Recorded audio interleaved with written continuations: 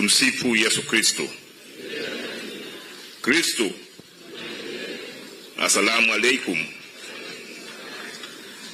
Nami naomba ni tumie nafasi hii kumshukuru Mwenyezi Mungu kwa kutulinda na kutuongoza tangu tulipoanza safari ya kumwaga mwenzetu kule jijini Dar es Salaam hadi kufika hapa Shirati. Natambua kuwa wengi wenu mmesafiri umbali mrefu kutoka maeneo mbalimbali ya nchi kuja kushiriki katika safari hii ya mwisho ya kumwaga ndugu yetu marehemu kamishna msaidizi mwandamizi wa polisi Richard George Abwao. Kwa niaba ya familia kubwa ya jeshi la polisi, nawashukuru sana kwa uwepo wenu na kwa kumshikamano mkubwa mlioonyesha tangu msiba huu ulipotokea. Tuna kila sababu ya kumshukuru Mwenyezi Mungu. Tarehe 21 tulikuwa na sherehe kubwa ya kumwaga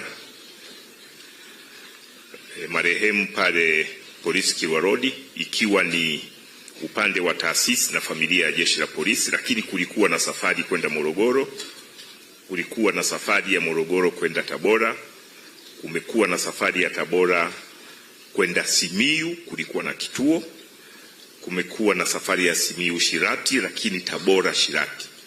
Nimekuwa nikifuatilia kupitia makamanda wa polisi na vikosi wote kwamba safari hizi zote zimekwenda salama kwa amani bila tatizo lolote.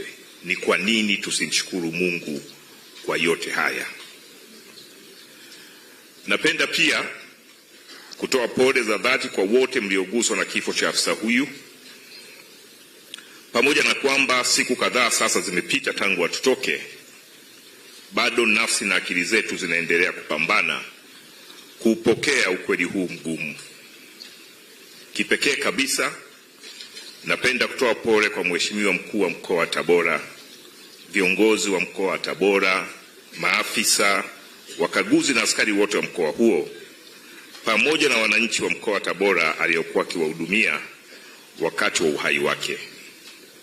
Vile vile nitoe pole nyingi tena kwa wazazi wake, mke, mtoto, ndugu, jamaa na wananchi wa Shirati.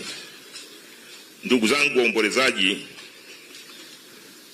juzi tulipokuwa Dar es Salaam nilipata nafasi ya kuzungumza kwa kirefu kuhusu maisha, utumishi na mchango wa marehemu Richard Abwao kwa jeshi la polisi na taifa kwa ujumla. Leo hatuja kusanyika tena kusimulia mambo hayo kwa kirefu kama nilivyofanya juzi, bali tumekuja kutimiza wajibu wetu wa mwisho wa kumpumzisha katika nyumba yake ya milele. Hata hivyo, naamini kuwa maisha na utumishi wake vinapaswa kuendelea kuwa chachu ya utendaji kazi mzuri kwa sisi tuliobaki. Kwa bahati nzuri, marehemu Richard Abwao alifanya kazi katika maeneo mbalimbali ya nchi yetu. Wengi wetu hapa tulipata fursa ya kufanya naye kazi, kujifunza kutoka kwake au kushuhudia namna alivyotekeleza majukumu yake. Leo ninapowatazama maafisa, wakaguzi na askari waliokusanyika hapa, natamani kila mmoja wetu aondoke na jambo moja kutoka kwa marehemu Abwao. Sio cheo alichofikia wala nafasi alizowahi kushika, bali namna alivyoishi na kufanya kazi. Alituonyesha kuwa inawezekana kuwa kiongozi mwenye mamlaka na wakati huo huo kuwa mtu wa watu. Alituonyesha kuwa inawezekana kuwa na msimamo bila kupoteza utu, kufanya maamuzi magumu bila kupoteza busara, kusimamia sheria bila kupoteza ubinadamu. Alikuwa kamanda mahiri, msikivu, mwenye subira na hekima katika utendaji wake wa kazi. Alijitahidi kutenda haki, kuheshimu watu na kutekeleza majukumu yake kwa weledi mkubwa. Hizo ndizo sifa ambazo zinapaswa kuendelea kuonekana katika jeshi la polisi hata baada ya yeye kututoka. Kwa familia ya marehemu Richard Yabwao, kama nilivyosema tarehe 21 mwezi wa 6 pale Dar es Salaam, familia ya jeshi la polisi ni familia kubwa sana ambayo inaunganishwa si tu na utumishi wetu bali pia na aina ya maisha tunayoishi kwa pamoja. Hata mmoja wetu anapotutangulia mbele ya haki, uhusiano huo haukatiki. Ninyi mtaendelea kuwa sehemu ya familia yetu.